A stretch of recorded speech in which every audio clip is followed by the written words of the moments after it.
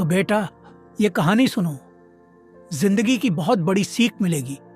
क्योंकि कभी कभी इंसान गलत नहीं होता, बस उसके बोलने का तरीका गलत होता है। बहुत समय पहले की बात है। एक बहुत शक्तिशाली राजा हुआ करता था। एक दिन उसने अपने दरबार में बड़े बड़े ज्योतिषियों को बुलवाया, क्योंकि वो अपना भविष्य जानना चाहता था।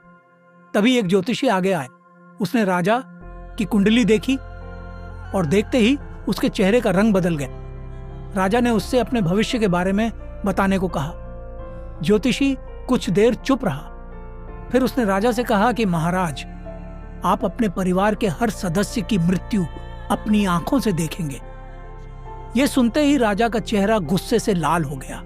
उसे ऐसा लगा जैसे ज्योतिषी ने उसे श्राप दे दिया हो। गुस्से में राजा ने सैनिकों को आदेश दिया कि उस ज्योतिषी को तुरंत मौत की सजा दे दी जाए। कुछ समय बाद एक दूसरा ज्योतिषी बुलाया गया। उसने भी वही कुंडली देखी, वही भविष्य, वही सच।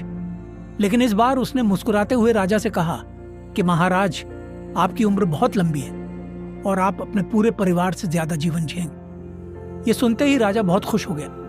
उसने तुरंत उस ज्योतिषी को 1000 सोने के सिक्के इनाम में दे दिए।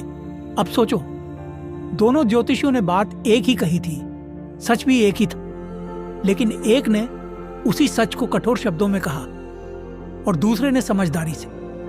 और शायद इसीलिए आजकल कई दोस्तियां टूट जाती हैं, क्योंकि कई बार दोस्त गलत नहीं होते, बस उनका टोन, उनके शब्द दिल को चुभ जाते हैं।